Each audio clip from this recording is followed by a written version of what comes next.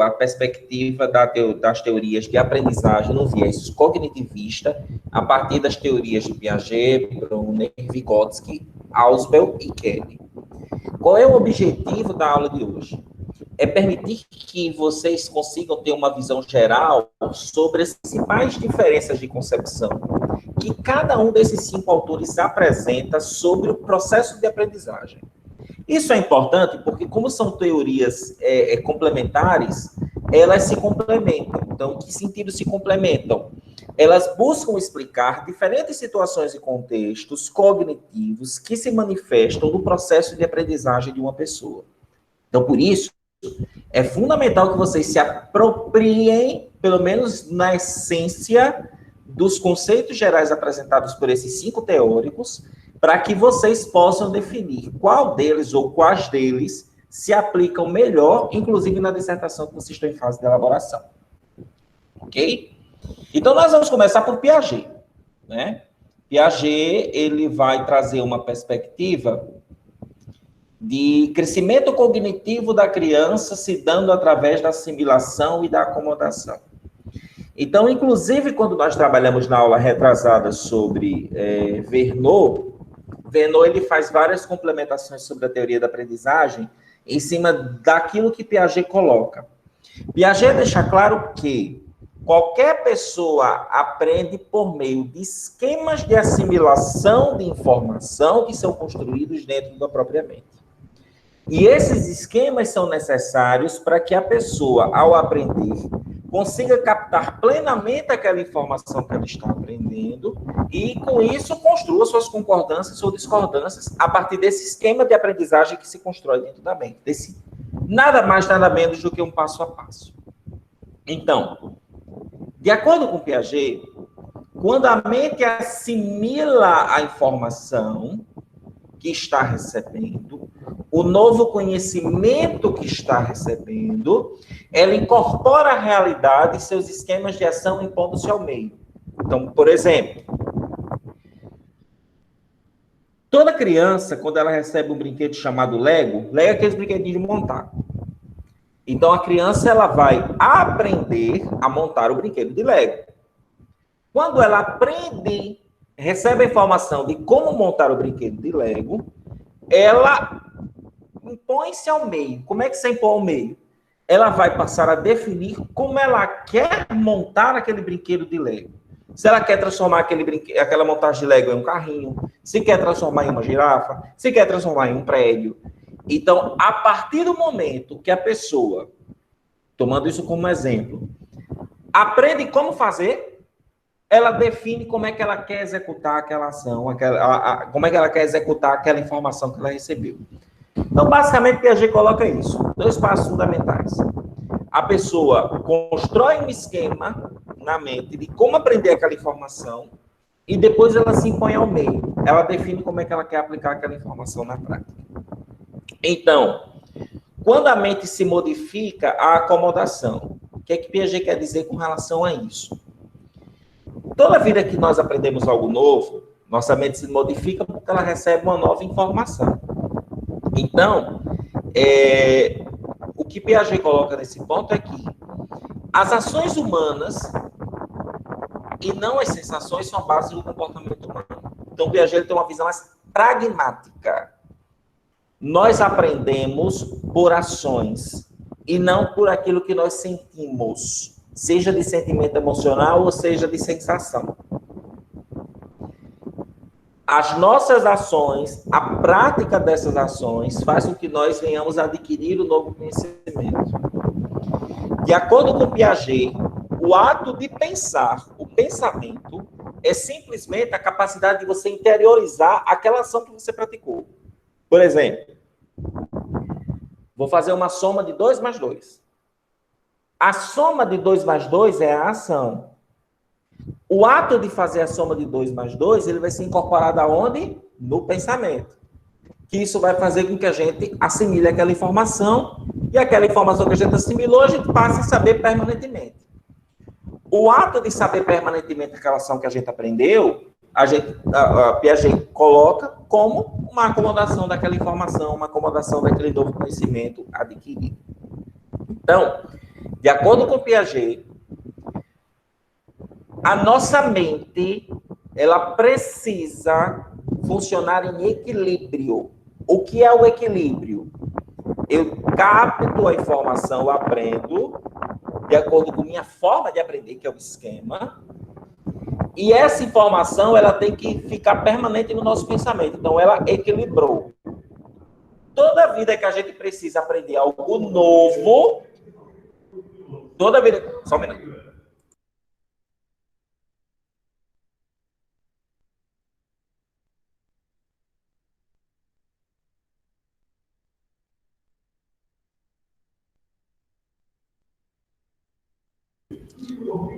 É porque eu inventei de sair da capital para morar em Macaíba. Macaíba tem cultura de interior com coisa de carro de som. Por isso que eu tive que pedir 1 minuto. Faz parte. Então, veja bem. Vai passar, vai passar. Então, veja bem. Piaget, ele tem essa perspectiva, certo? De que a nossa mente, ela está em equilíbrio quando nós conseguimos assimilar aquela informação em nossa mente. Quando aquela informação se torna permanente. Então, toda a vida desequilibra quando a gente precisa aprender algo novo, porque a gente não sabe. Mas a partir do momento que nós assimilamos, a mente volta para a acomodação. Então, basicamente, essa relação pragmática de aquisição de conhecimento, de forma de aprender, é a base da teoria de aprendizagem cognitiva de Piaget. Certo? Pois bem. Sim. Professor, só comentar sobre a sua fala. Eu sempre acho muito estranho quando se fala sobre acomodação permanente do pensamento, do pensamento mesmo. Sim. Eu sempre acho muito utópico essa ideia de falar que é permanente qualquer aprendizagem. Que eu mesmo que seja muito bem feito o processo de aprendizagem e tudo mais, eu acho que o tempo, quando você não se usa, o aluno perde aquele conhecimento. Não sei se estou falando errado, mas eu não acho que existe conhecimento permanente se não houver manutenção do pensamento, independente do método. Não sei se você concorda comigo. Mas... Não, claro. O que você acha disso? Não, Túlio, o seu raciocínio ele é bem importante. Eu vou dizer por quê. Existem conhecimentos que são mutáveis, existem conhecimentos que se transformam e existem conhecimentos que precisam se atualizar. Por isso, por exemplo, a gente vai trabalhar vai analisar hoje, mesmo que de maneira muito rápida, mas a gente vai ver 5 teorias diferentes. E que muitas delas se contrapõem a outra em relação a isso que você está falando. Por quê? Por exemplo, quando a gente aprende a dirigir carro, a gente assimila o conhecimento da forma de aprender a dirigir. Então, muitas vezes, pode acontecer de a gente passar 2, 3, 4, 5 anos sem dirigir. Mas quando a gente volta a dirigir, a gente não desaprendeu por total. A gente volta a conseguir dirigir. Então, existem conhecimentos mais essenciais que, de fato, quando nós assimilamos, eles ficam permanentes em nossa mente. Principalmente conhecimentos relacionados a hábitos que aprendemos a fazer. Por exemplo, isso é muito difícil acontecer. Mas pode acontecer da gente igual andar de bicicleta, Giovana, exatamente. É exatamente isso. Por outro lado, existem outros conhecimentos que nós adquirimos que esses naturalmente eles se transformam. Por exemplo, vocês estão no mestrado em física. A física, existe teorias mais permanentes, mas existem teorias que passam por metamorfoses contínuas, mudanças constantes. Nós, e aí no meu caso, que somos mais da área humanística, os conhecimentos eles se transformam constantemente. Então, a partir do momento que nós não retroalimentamos isso, ele se desatualiza. Então, ao se desatualizar, nós não podemos julgar o processo de acomodação permanente. Então, a acomodação que Piaget fala, ela é naturalmente contestada, porque existem conhecimentos que não têm acomodação permanente, eles precisam de retroalimentação. Inclusive, já tem outros autores que nós vamos citar aqui hoje que falam exatamente dessa perspectiva, Vygotsky fala dessa perspectiva, que conhecimento é aprendido por um processo de atividade constante que se muda e se transforma. Então, é importante que a gente situe, é muito legal a sua colocação, Túlio, porque a gente já vai conseguir interpretar a diferença desses 5 teóricos que nós vamos colocar hoje. Porque desses teóricos, em cima daquilo que você for colocar como ponto central de sua dissertação, por exemplo, você vai escolher o que mais se adequa. Por exemplo, Piaget em alguns pontos sim, outros não, e assim por diante. Beleza? Nesse sentido, Piaget tem essa perspectiva. Vamos ter agora a perspectiva de Brunner. Brunner, que é um outro teórico cognitivista, que traz algumas concepções além daquilo que é colocado por Piaget, é importante a gente começar a notar as especificidades e diferenças, coloca aqui. O que é relevante num processo de teoria da aprendizagem é que, em uma matéria de ensino, o que importa, o que é fundamental, de acordo com Brunner, é a estrutura dessa matéria de ensino e as relações fundamentais que cada conceito nessa matéria de ensino se correlaciona. Então, de acordo com Brunner, para ver a fidelidade da estrutura básica da matéria tratada, os pensadores e cientistas mais capazes em cada disciplina devem ser mobilizados. O que é isso? Brunner ele fundamenta a importância de nós termos esquemas amarrados de formas de direcionar aquele conteúdo a ser apreendido pelo aluno. Isso é por meio de matéria, por meio de disciplina. E ele coloca que uma matéria de ensino, ele é o conjunto de vários conhecimentos que se complementam. É como uma cadeia amarrada. E Brunner reforça que a montagem dessa cadeia amarrada de conhecimentos que formam uma matéria só é possível quando se é mobilizado um conjunto de outros pesquisadores e mais cientistas que são plenamente mais capazes para poder organizar essa disciplina. Então, por exemplo, a professora Andresa dá essa disciplina de teoria da aprendizagem aqui, essa disciplina foi montada de acordo com Brunner. Ela é uma matéria, e essa matéria tem um conjunto de conceitos, um sendo trabalhado em cada aula. Então, existiu um pesquisador, um cientista, acima da professora Andresa, que elaborou esses conceitos. A professora Andresa pegou e sistematizou numa matéria de ensino compondo essas aulas. E que o conhecimento ele só é compartilhado de maneira clara e viabiliza um processo de aprendizagem mais profundo a partir do momento que é colocado por meio de matérias e o conjunto de conceitos que ordenam cada matéria, que são todos os temas de aula que nós abordamos e o conteúdo de cada um desses temas de aula. Pois bem, quanto à questão, e a informação importante que Brunner coloca, que o ensino, quanto à questão de não ensinar, Brunner destaca o processo de descoberta, através da exploração e alternativas e o currículo em espiral. O que seria o currículo em espiral? O currículo em espiral que Brunner fala, trabalha nessa perspectiva do método de novos conhecimentos. Então, os conteúdos de ensino percebidos pelo aluno em termos de problemas, relações e lacunas que ele deve preencher, a fim de que a aprendizagem seja considerada significante e relevante. Por exemplo, quem aqui não já respondeu uma atividade ou já passou uma atividade que diz assim: a casa de Maria Chiquinha é traço.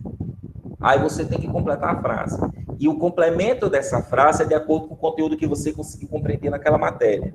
Então, 35 mais 22 menos 17 é igual a traço. Você tem que completar aquele traço. Então, o que acontece?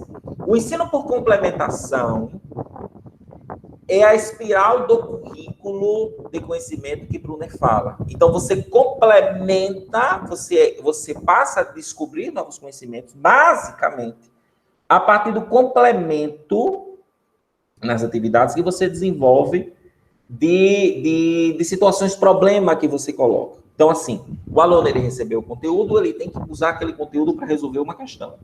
Então, o ato de resolver problemas, de resolver lacunas e de encaixar relações é a forma que Brunner coloca como única viável para você adquirir, para você consolidar os conhecimentos que você adquiriu por essas matérias encadeadas, tá? Então, sendo feito dessa forma, a aplicação prática. Aí qual é a diferença de Piaget? Piaget diz: o aluno viu aquele conhecimento, ele tem o esquema da forma dele de aprender. Ele aprendeu, acomodou. Já aprendeu. O que Brunner coloca é que, além de aprender, ele precisa ser colocado em uma situação que precise resolver problema, precise brincar de alguma forma aquilo que ele aprendeu. Só que a aplicação seria sistemática, por meio de problemas já postos que ele tem que resolver. Então, isso seria, na visão de Brunner, a forma de descobrir conhecimentos, em que ele pega o conhecimento adquirido e vai descobrir como se dá a aplicabilidade dele na prática, em situações, problemas pré-definidas. Beleza? Conseguiram diferenciar, pelo menos esses dois autores, porque Brunner ele traz essa especificidade. Enquanto Piaget é a linha de acomodação de pensamento, Brunner já é o primeiro que coloca um exercício mais prático, uma proposta de exercício prático da aplicação daquele conhecimento que ora foi adquirido. E demonstra que o conhecimento, ele não pode ficar sem uso. Ele precisa ser aprendido e ele só consegue ser compreendido quando ele é executado. E a forma de execução que Brunner propõe é por meio de situações problemas. Há problemas práticos definidos por quem difunde esse conhecimento, no caso, o professor. Então, Brunner traz essa especificidade. Vygotsky traz outras especificidades. Vygotsky, inclusive, é um dos mais... traz uma perspectiva cognitivista, dá uma perspectiva de teoria humana. Então, ele faz um processo de correlação com a aprendizagem sendo um processo mais contínuo, e é um dos primeiros que coloca que a aprendizagem ela também deve ser mais vivencial. Então, Vygotsky coloca que o conceito central da teoria da aprendizagem é o de atividade, que é a unidade de construção, de arquitetura funcional de consciência. Vamos começar a traduzir isso aqui. Consiste em um sistema de transformação do meio, externo e interno da consciência, com a ajuda de instrumentos orientados externamente, que devem ser necessariamente levar mudanças nos objetos, e signos, que são orientados internamente, dirigidos para o controle do próprio indivíduo. Então, é a relação de como você vai pegar aquele conhecimento que você adquiriu e vai transformar o meio em que você está. Isso é um processo de atividade contínua. E é nesse processo de atividade contínua que é pegar o conhecimento que eu tenho e fazer a transformação de um objeto, fazer a transformação de uma situação em que a gente esteja inserido, é que trata a teoria de Vygotsky. É uma atividade contínua. Então, ele é o que é mais claro no sentido de dizer, a aprendizagem é um exercício de aprendizagem que precisa ser relacional. Você precisa utilizar o conhecimento que você adquiriu para transformar algo.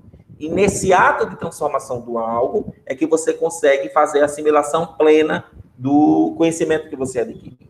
Dessa maneira, Vygotsky coloca que uma atividade entendida em mediação, em que o emprego de instrumentos e signos representa a unidade essencial da construção da consciência humana, lida como tato social consigo mesmo, e por isso constituída de uma estrutura semiótica de signo com origem na cultura. O que é que quer dizer isso? Então, Vygotsky coloca que a construção do conhecimento é uma mediação entre o que você adquiriu e a sua aplicação na prática. A mediação disso é a construção permanente desse conhecimento, é a assimilação permanente desse conhecimento. De que forma? Vygotsky coloca que a forma que nós aprendemos, ela é muito de acordo com os signos que nós já temos. Que signos são esses? São significados, são símbolos, é a cultura que nós temos. Uma forma que o nordestino aprende, muitas vezes é diferente da forma que o gaúcho aprende. Porque a carga cultural do nordestino, da forma de ver a vida, muitas vezes é diferente da carga que um gaúcho vê a vida. Então, exemplos que o nordestino usa para poder repassar conhecimento são totalmente diferentes do que um gaúcho. O que quer dizer isso? A cultura em que a pessoa está inserida faz com que a forma de repassar o conhecimento se diferencie. E exemplos é a aplicação daquele conteúdo que é fixo de acordo com a realidade prática, para que a pessoa consiga compreender melhor aquilo que e consiga fazer a modificação daquele objeto, que é, por exemplo, você fazer a manutenção de um carro. Para você fazer a manutenção de um carro, caso você vá fazer diretamente, Você precisa conhecer como aquele carro funciona. E aquele carro funciona, muitas vezes, de acordo com a região em que ele está. Então, a relação entre a cultura, relação com onde o carro está, e, por exemplo, a forma de cada um aprender faz com que você tenha essa simbiose, essa relação entre conhecimento adquirido, a aplicação prática desse conhecimento adquirido, levando em consideração todos as simbologias e os processos culturais, como o Túlio coloca, isso é nessa linha que a construção do conhecimento se constitui por meio de Vygotsky. Dessa forma, exatamente, por exemplo, sempre ensinar já aplicando. Vygotsky coloca que a aplicação prática, ela passa, por exemplo, o desenvolvimento humano está pela interiorização dos instrumentos e signos, pela conversão dos sistemas de regulação externa em meios de autorregulação. Por uma questão simples e objetiva. Quando nós damos aula, a gente percebe que o aluno ele consegue compreender mais rápido aquela informação quando você dá exemplo prático, do dia a dia do aluno, do dia a dia da pessoa. Então, você está aplicando a cultura daquela pessoa aquele conhecimento que está posto. Então, ela vai assimilar de uma maneira muito mais rápida. Então, o processo de aplicação prática por meio de exemplos faz com que o ensino ele ocorra de uma maneira mais suave e o processo de assimilação ele ocorra de uma maneira mais eficiente. Inclusive, levando em consideração que, por exemplo, quando a gente trabalha numa perspectiva de construção didática do conhecimento dentro de sala de aula, que todos constroem a partir das experiências que têm um conhecimento coletivo, fugindo e passando além apenas do repasse, isso é por meio daquilo que Vygotsky fomenta. Quem for escolher Vygotsky como uma das teorias básicas para explorar na dissertação, vai ver isso de uma maneira muito cristalina. Vygotsky fomenta a construção coletiva do conhecimento a partir das experiências vivenciais locais.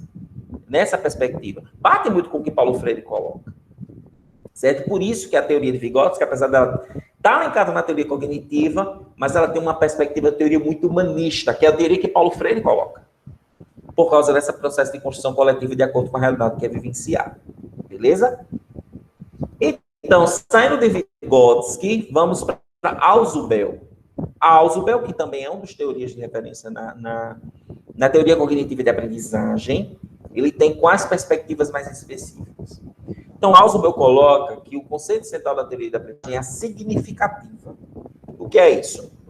É um processo através do qual uma nova informação relacional de maneira não arbitrária e substantiva a um aspecto relevante da estrutura cognitiva do indivíduo se manifesta.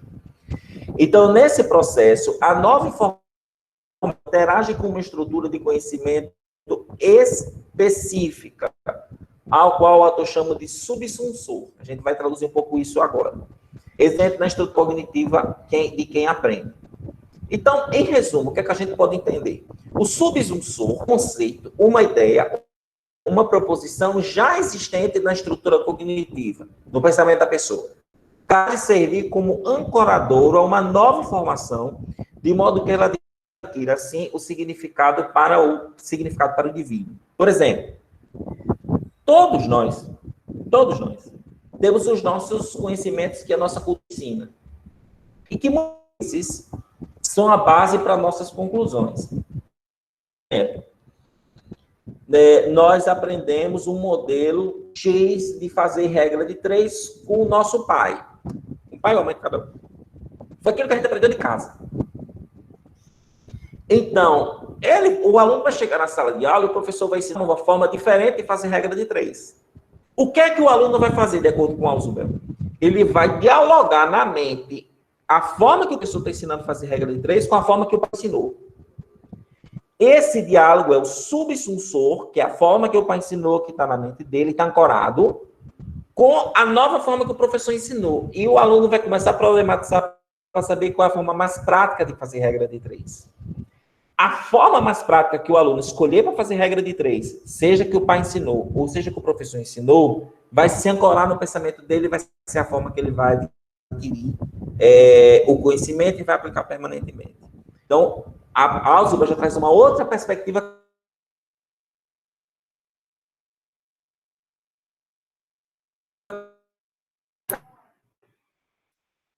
Travou um pouquinho, não foi, galerinha? Como em muitas situações, a forma de ver certas situações dialoga com a mesma forma que o outro posta. Esse diálogo é o que a teoria coloca, que é o diálogo dentro do próprio conhecimento. Deixa eu ver aqui, que eu acho que deu uma falha. Foi? Foi, travou um pouquinho, mas já voltou. Pronto. Viu? Já está pleno de novo. Pode seguir. Todos me escutam agora? Voltou à normalidade? Sim. Muito bem, obrigado. Então, essa é a perspectiva de Ausubel. Ah, beleza. Essa é a perspectiva de Ausubel, esse diálogo do conhecimento. Pois veja bem. Então, para Ausubel, esse tipo de aprendizagem que fomenta o diálogo entre o conhecimento que eu já tenho com o conhecimento novo que eu estou recebendo, é, por excelência, um mecanismo humano para adquirir e reter a vasta quantidade de informações de um corpo de conhecimentos. O autor destaca o processo de aprendizagem significativa como o mais importante da aprendizagem escolar. Por quê? Porque é o momento em que a pessoa, o aluno, constrói o verdadeiro significado daquilo que ele está aprendendo. Ele consegue contrapor a forma que ele sempre soube, de visão de mundo, com uma forma diferente de visão de mundo. Então, a gente aprendeu na infância a ver o mundo de uma forma. Quando a gente convive com outras pessoas, a gente aprende outras formas de ver o mundo. E, com isso, esse diálogo na nossa mente que nós venhamos a construir a nossa forma de ver o mundo. Então, uma construção coletiva rica de novos conhecimentos que podem ser adquiridos. E aí, Ausubel coloca que o armazenamento de todos esses conhecimentos que são recebidos e catalogados, a gente acaba construindo dentro da mente um processo de hierarquia. Existem os conhecimentos mais fundos, que nós adquirimos, que se tornam princípios de vida, e existem os conhecimentos mais gerais e os conhecimentos mais específicos. Então, a gente acaba, na nossa mente, de acordo com Ausubel, construindo hierarquias de conhecimento. E essas hierarquias de conhecimento são subsídios para tomar uma atividade e assim por diante. Então, ele coloca aqui, a teoria da aprendizagem passa por, além do diálogo entre diferentes conhecimentos, entre o que nós já adquirimos com o que o outro está colocando, a gente fazer a divisão dentro de nós hierárquica do que é um conhecimento mais importante, o do que é secundário, terciário e assim por diante. E Kelly é o último dos 5 autores que nós vamos apresentar nessa primeira parte da aula, traz uma perspectiva de teoria formal, dividiu em um postulado e 11 corolários. 11, mudando a palavra, ele usa corolários, mas são 11 subetapas que justificam esse postulado principal em relação ao conhecimento numa perspectiva, psicológica, colocando que o postulado fundamental diz que os processos de uma pessoa são psicologicamente canalizados pelas maneiras das quais ela antecipa eventos. Então, Jorge Kelly coloca que a construção de realidade ela é subjetiva, pessoal, ativa, criativa, racional e emocional, que faz parte desses corolários. Então, o que é que ele coloca quando tenta trazer significado a isso? Coloca aqui. Nós, como pessoas, temos uma forma de construir conhecimento muito parecida com a dos cientistas. Mas antes de continuar, eu queria que Túlio se manifestasse, porque ele levantou a mão. Vamos lá, Túlio. Aí, professor, obrigado. Deixa eu ver se eu consigo abaixar. Abaixou, né? Eu não conheço essa ferramenta aqui, não. Baixou. Pronto. Professor, só porque eu estava escrevendo ao mesmo tempo que você estava falando, assim, fazendo um resumo, né, dos outros, aí Ausubel, só a questão dos subsunsores, a ideia de Ausubel é a questão dos subsunsores. Isso, é a relação do sunsor. Conhecimento prévio, basicamente é conhecimento prévio, né? Conhecimentos que nós já temos, que adquirimos antes, que é o subsunsor, que ele já está ancorado. Então, a gente a ideia conhecimento do novo, quando a gente recebe o conhecimento novo, a ideia do Ausubel é essa. Esse conhecimento novo vai dialogar com o conhecimento que a gente já tem, que é o subsunsor. Por isso então, que tem mapeamento. Né? A gente vai decidir qual conhecimento. Isso, exatamente. Aí, quando a gente decidir qual desses conhecimentos é o que mais se aplica a nós, traz mais resolutividade para nós, aí esse conhecimento final se ancora e fica o conhecimento permanente. Entendeu? Ausubel até coloca que isso é algo muito constante. Porque a gente, entendeu?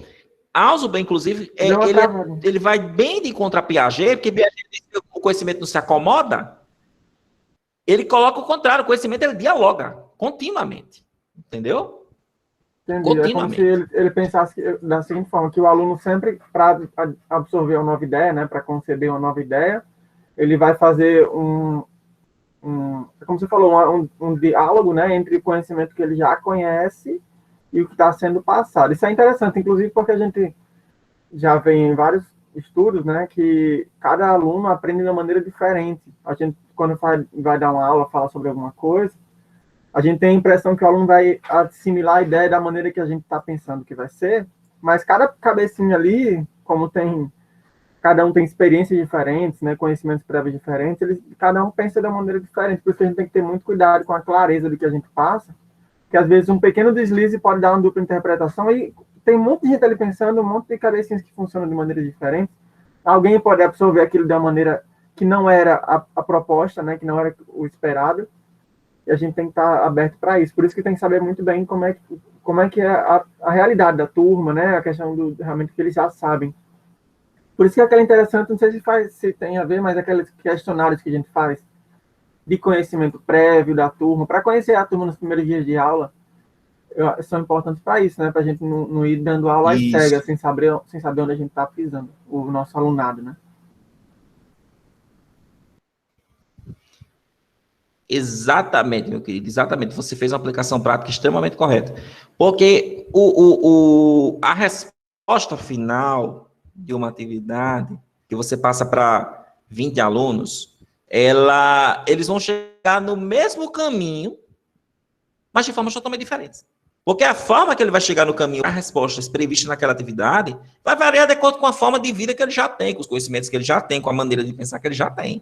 Aí o subsunsor vai dialogar com o que está passando. Então, por isso que é fundamental. Ausubel ele traz um dos elementos fundamentais.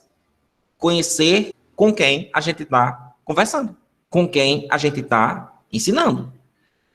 Que é a avaliação diagnóstica, né? Que foi o que o Giovanni colocou. Que ajuda muito. Mas é evidente que ele é um passo para aquilo que é conhecendo só na prática, as formas diferentes de aprendizagem que as pessoas têm. A filosofia keliana, ela trabalha numa perspectiva de que nós somos parecidos com os cientistas. A gente trabalha com hipóteses. Nós sempre buscamos ver antes, tem que visualizar uma imagem futura de como aquilo vai acontecer. Essa capacidade de visualização hipotética das coisas faz com que a gente consiga previamente aplicar um conhecimento adquirido.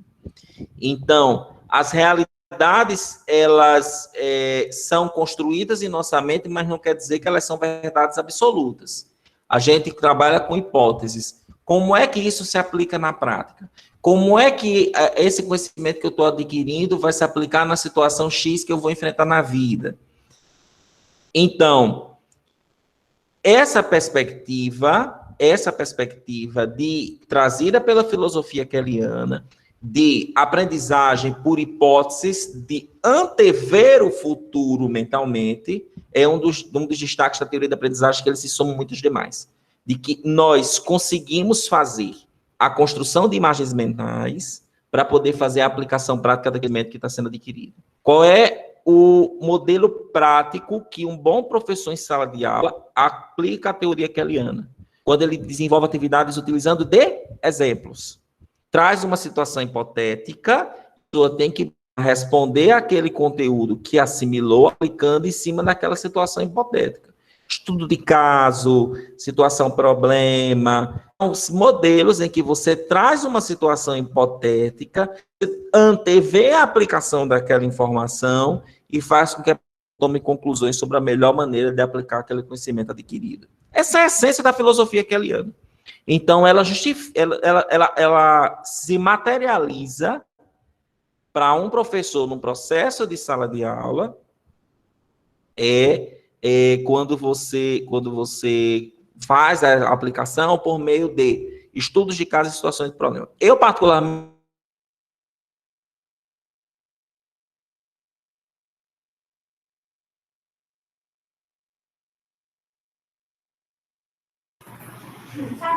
Instável novamente, mas ele volta. Muito defensor nas oportunidades que eu tenho de desenvolver atividade de sala de aula, de trabalhar com situações problema, de trabalhar com estudos de caso. Eu acho que quando você oportuniza que a pessoa anteveja, de alguma maneira, aquilo que ele está aprendendo. Voltei. Estão me escutando? Estão me escutando? Sim. Já voltou. Beleza. Mas a imagem Pronto, travada. voltou. Então, só para finalizar, é o último ponto mesmo, para a gente encerrar essa apresentação. É negativa de que... Mas estou conseguindo entender o áudio, né? Pronto, beleza. Então, vamos lá. Então, só para finalizar, a teoria kaliana, ela trabalha na perspectiva de antever, e eu... Vamos lá. Então, utilização de estudos de caso e de situações problema, eu particularmente nas experiências que eu tenho desenvolvendo aulas, ela é muito eficiente. Você permite que a pessoa anteveja aquele conhecimento. Você permite que a pessoa ela consiga visualizar na prática como é que pode ser aplicado antes de uma situação de fato que ela vai vivenciar. Então, a filosofia kaliana, ela por essência traz essa perspectiva. Evidentemente que, e aí para finalizar, vocês vão conseguir compreender bem essas teorias com um estudo um pouco mais aprofundado. Porque elas se aplicam em diferentes situações de um processo de aprendizagem. E são teorias que muitas vezes se somam num processo de ensino-aprendizagem. Então, a gente trouxe aqui só um grande resumo para vocês compreenderem as diferenciações dessas 5 teorias. Mas é fundamental que vocês saibam que, como algumas delas é importante que vocês usem no processo de dissertação, por se tratar de teoria de aprendizagem, é fundamental que vocês tenham a oportunidade de trazer alguns aprofundamentos. Aí, para isso, já está no G-Sala de Aula essa apresentação disponível, e até o final do dia a gente vai colocando alguns artigos que ajudam de maneira mais resumida a explicar com mais exemplos práticos cada uma dessas 5 teorias para ajudar no processo de ensino-aprendizagem de vocês, tá bom? Então, agora eu passo a palavra para a professora Andressa e em seguida aí passar para Eduardo continuar a aula. Obrigada, Anderson Quirino, professor Anderson, não é? Mais uma vez, cumpriu com sua responsabilidade de arguição, não é? Ele que também está em docência assistida. Vou aproveitar que o mosaico ficou bem bonito, estou vendo o rosto de várias pessoas. Abram as telas, por favor, para a gente fazer uma foto, porque tanto vocês, eu vou colocar no grupo, para que vocês coloquem nos relatórios de aprendizagem, como também Anderson e Eduardo precisam dessas imagens para constar nos relatórios de docência assistida deles, tá bom? Então, quem pode liberar a câmera aí, libere, por favor, para a gente poder fazer esse registro, para a gente poder compartilhar aí com esses gêneros, né, que a academia exige de todos nós. João, cadê você? Giovanni e Cláudia? Já estou vendo Clívia, Maria, Tulinho já está ali também. Túlio, Calistrato andou falando para mim que talvez vai rolar também uma orientação com você, é isso? Seria uma honra se a senhora pudesse me orientar, professora. Pois é, meu amor, ele falou comigo, eu já disse para ele que sim, mas você então, sabe como é Tato, né? Ele falou comigo que ia falar com as senhoras e aí... o tempo de vibração dele é muito diferente, o modo, a velocidade média, não é o delta S, o delta T dele, é completamente... Eu agradeço se der certo, você dá certo, então. Outra conexão, então eu já disse para ele que topava, aí eu fiquei esperando ele devolver, como ele não devolveu, eu digo, eu vou logo falar direto com o aluno, porque eu sei mais como rápido, é que é o delta T. Já resolveu, pronto. Pronto, resolvido. Criar o grupinho, né, nós 3, para a gente começar a tocar o ping-pong, como eu já estou fazendo com o João, tá bom? Tá bom. E eu vou botar você também no grupo dos meus orientandos, onde eu fico insistindo com os eventos, né, essa coisa toda, e até para integrar vocês, um apoiar o outro, publicar juntos, quem sabe, tá bom? Vou fazer a foto. Todo mundo rindo! Pronto, meus amores. Tudo certinho. Gente, eu vou colocar aqui no chat mais um convite para vocês participarem do webinar. A webinar de Paulo Freire, semana passada, né, na quarta 16, bombou muito. A gente encerrou a atividade com mais de 1.200 visualizações online. Foi um evento muito gostoso, muito prazeroso. Vai ter uma futura webinar de Paulo Freire, porque a gente vai fazer 5, até o dia do aniversário dele, que é o dia 19 de setembro, tá? Vai ter a terceira, mas a terceira vai ser na primeira semana de maio. Então, vai demorar ainda um pouquinho. Mas antes disso, vão ter outras atividades. Por que eu fico passando essas webinars para vocês? Porque todas elas você assiste sem sair de casa, porque são online, e gera um certificadozinho massa para vocês, gratuitamente também, de 4 horas, de 3 horas, não é? E o que é que acontece? Entrou a gata, entrou todo mundo, eu gosto assim, não é? Porque o IFRN em casa, ele é diverso e includente, né? Tem que ser todo mundo mesmo. Eu estou quase botando até meus dogs também para entrar, tá bom? Então, não se preocupe com isso, não.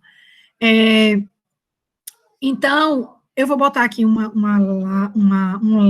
link, vocês vão lá no Even, se inscrevam, é a Semana Pedagógica do município de São Bento do Norte, fica depois de Ceará-Mirim, um lugar lindo, que outro dia saiu até no Fantástico como o único lugar do litoral brasileiro que tem aquele peixe voador, não é? Um peixe que tem asas e que voa mesmo, e na época da reprodução parece um aeroporto de naves decolando e pousando os peixes, é lindo lá.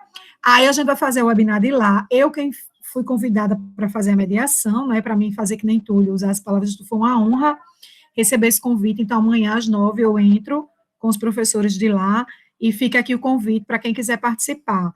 Ao final vai ter certificação, e o tema tem tudo a ver com o trabalho de vocês, né, porque tem a ver com aprendizagem, lá a gente vai trabalhar a saúde mental que está abalada, né, muitas pessoas se encontram em situação de dilaceração da sua saúde mental por conta dessa história do tempo pandêmico e com todos os medos, anseios e inseguranças que vêm junto desse tempo pandêmico. Inclusive, para quem é professor, o medo do enfrentamento das novas tecnologias para poder fazer sua sala de aula online, né?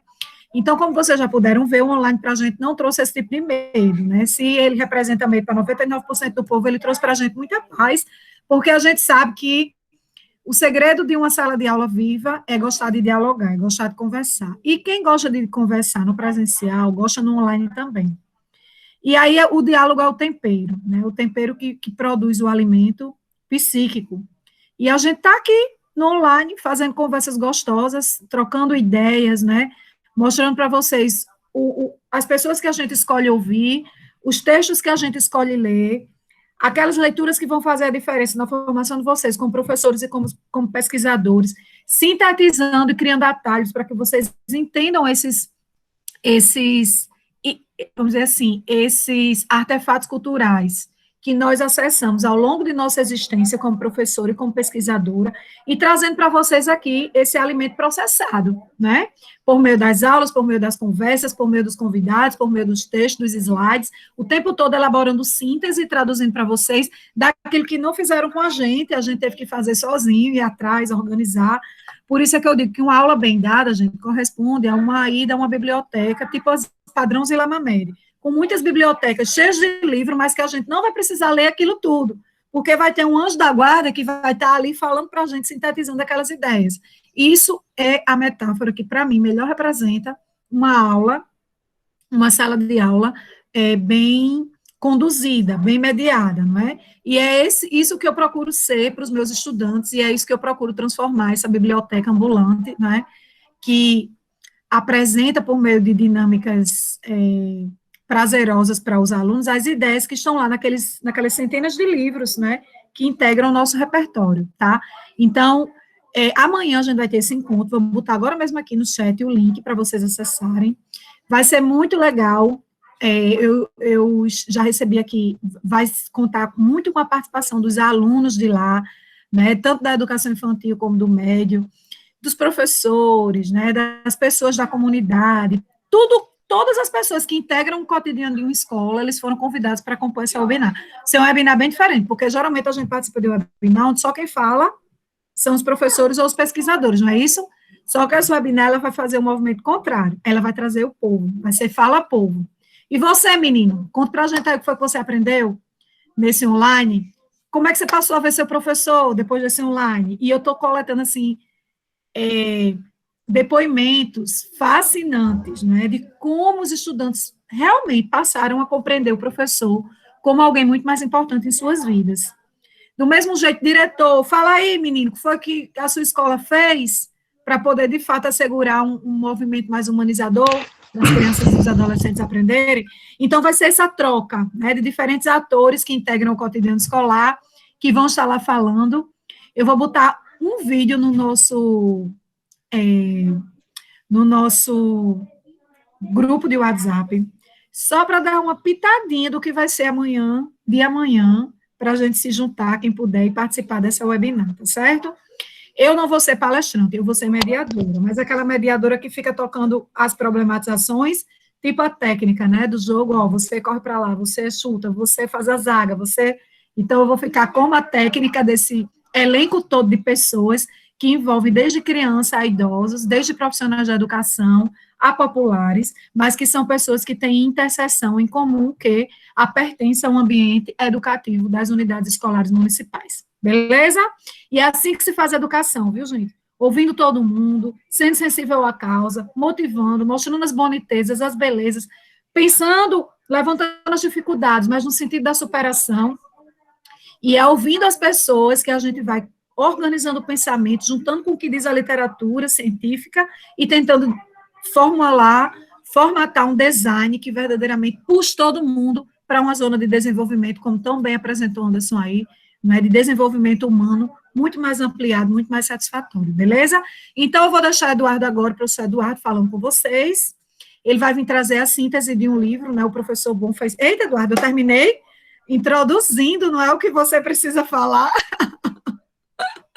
E vou para o chat colar para vocês o convite para o webinar de amanhã, tá bom? Bom dia a todos. Estão conseguindo me ouvir? Tá bem baixinho, mas tá dando para ouvir, mas tá bem baixinho. Estou colocando aqui no celular o áudio.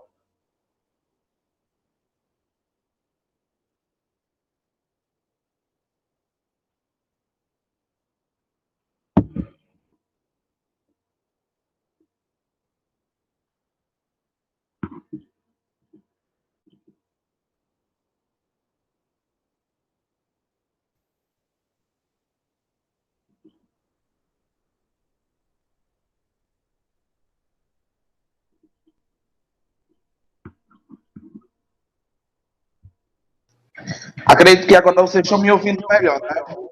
Bem melhor, bem melhor. Deu certo, bem melhor.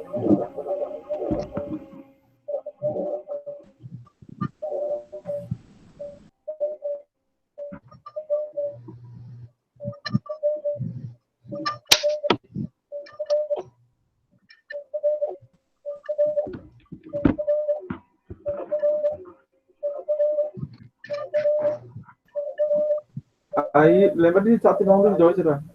Que fica só do celular, né? Eu acho. E Tira do computador que tá dando retorno.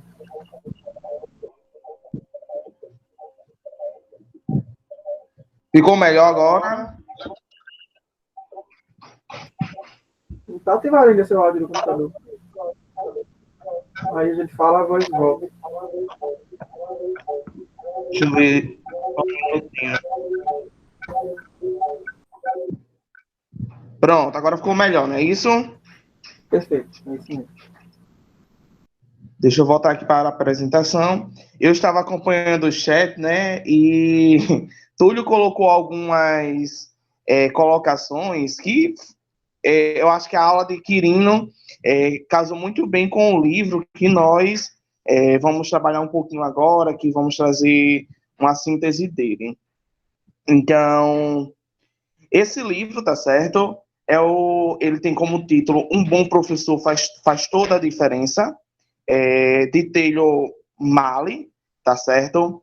Ele é poeta, ele é humorista, é educador e é dublador nos Estados Unidos. Então, as escritas dele são escritas que são poéticas. e são de fácil compreensão na hora de você fazer a leitura do livro dele, né? Ele traz muito a realidade dele enquanto educador, que eu, Eduardo, particularmente, me vi nas diversas situações que ele coloca dentro desse livro, né? Então, para começar esse nosso primeiro momento, né, como a gente está falando de um livro que fala um bom professor faz toda a diferença, eu pergunto a vocês, para você, o que lhe faz ser um bom professor? Hein, pessoal?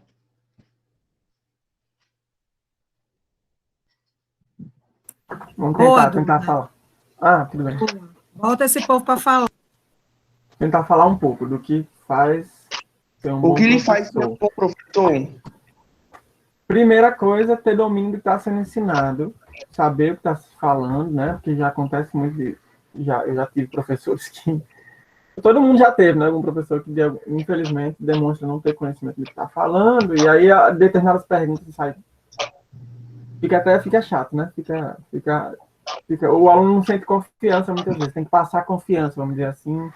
Um bom professor também tem que estar atento às dificuldades dos alunos, porque a gente às vezes está com uma turma muito grande e tem alguém ali que não tá acompanhando, você tem que estar atento a isso daí. Às vezes, no olhar do aluno, a gente percebe que o aluno não entendeu alguma coisa, né? E o aluno nem sempre vai se manifestar dizendo assim, professor, eu não entendi. Talvez aqui no mestrado a gente tenha essa facilidade, né? A gente todos somos adultos, aí quando não entende a gente abre mesmo e fala que não entendeu. Mas quando você trata, por exemplo, de alunos mais novos, fundamental e médio, a timidez que ainda é um fator importante, então a gente tem que estar atento a isso daí, né? Se o aluno realmente está entendendo, se não está, se está acompanhando, se tem alguma dificuldade, se está tendo algo que de alguma forma atrapalhe o processo de ensino, que o processo de ensino aconteça de maneira satisfatória. É um monte de coisa, né? Eu citei essas dias, deixa eu ver o pessoal falar aí mais alguma. Me ajudem aí, pessoal. E aí, os demais, o que faz vocês serem um bom professor? Giovanni, Lívia. Eu acho que tu deixou isso bem, colocou bem essa questão, né, claro, principalmente o professor ter um domínio, né, de conteúdo, né, um repertório ali, conteúdo, mas principalmente a questão de conhecer, né, o seu aluno, de compreender, né, as necessidades pedagógicas, né, dos seus alunos, procurar trazer muitas vezes um ensino personalizado mesmo, né, de acordo com a realidade de cada aluno, de cada turma. Então, essa proximidade do professor com o aluno, acho que é bem relevante em fazer, né, como professor.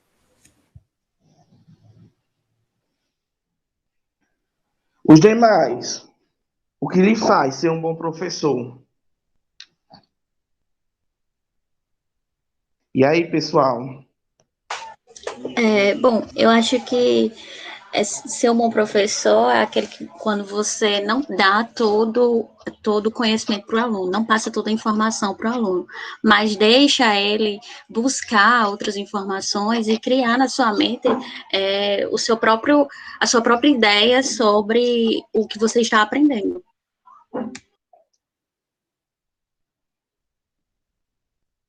Mais alguém? Mais alguém? E Cláudia, Clívia.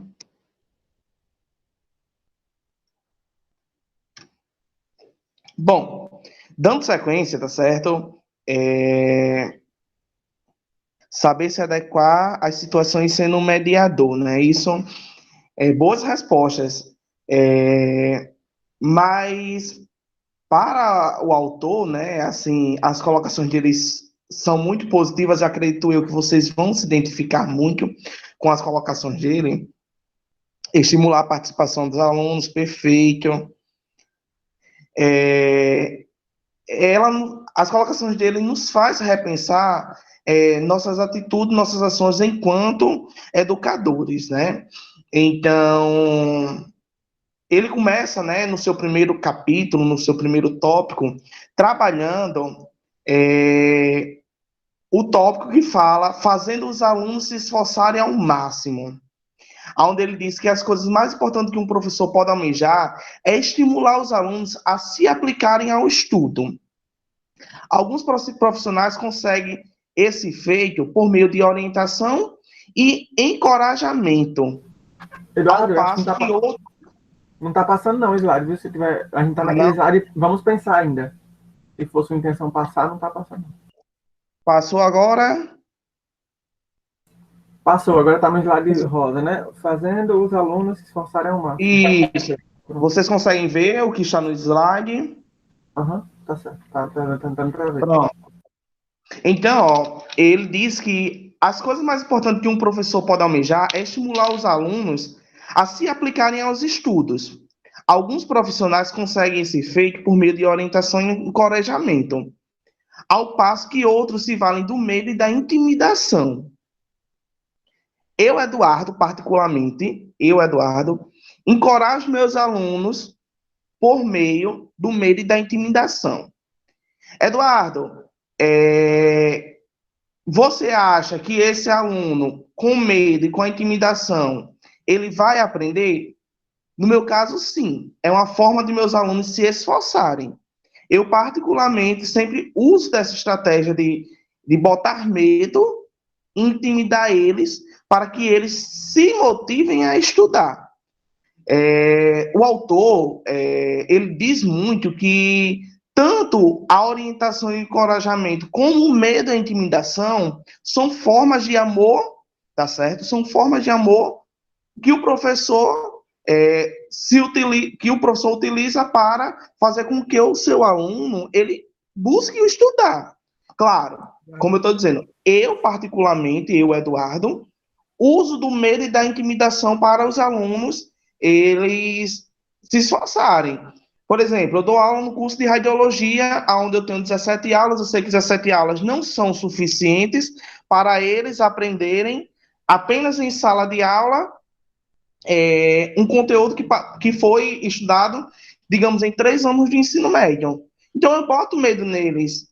Eu boto medo que se eles não se esforçarem, que se eles não estudarem, eles vão ser reprovados na minha disciplina e que posteriormente eles não vão mais para frente nas demais disciplinas. Então, é por meio do medo, da intimidação, que eu consigo fazer com que eles se esforcem de fato, tenham um melhor desempenho em sala de aula.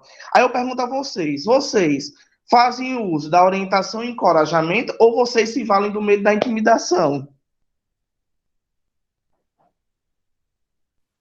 Eu fiquei curioso para saber como é que você usava do medo, da intimidação com seus alunos, mas você acabou respondendo aí, né? Eu pensei que fosse na questão de diminuir pontos, de nota, essas coisas. Não, a questão da nota, não. Aí, quando eu, realmente, de fato, eu trabalho com base no medo e na intimidação, porém, eu encorajo o meu aluno a enfrentar os obstáculos. Entendeu, Giovanni? Eles sempre enfrentam, por mais que eles estejam com medo. E vocês?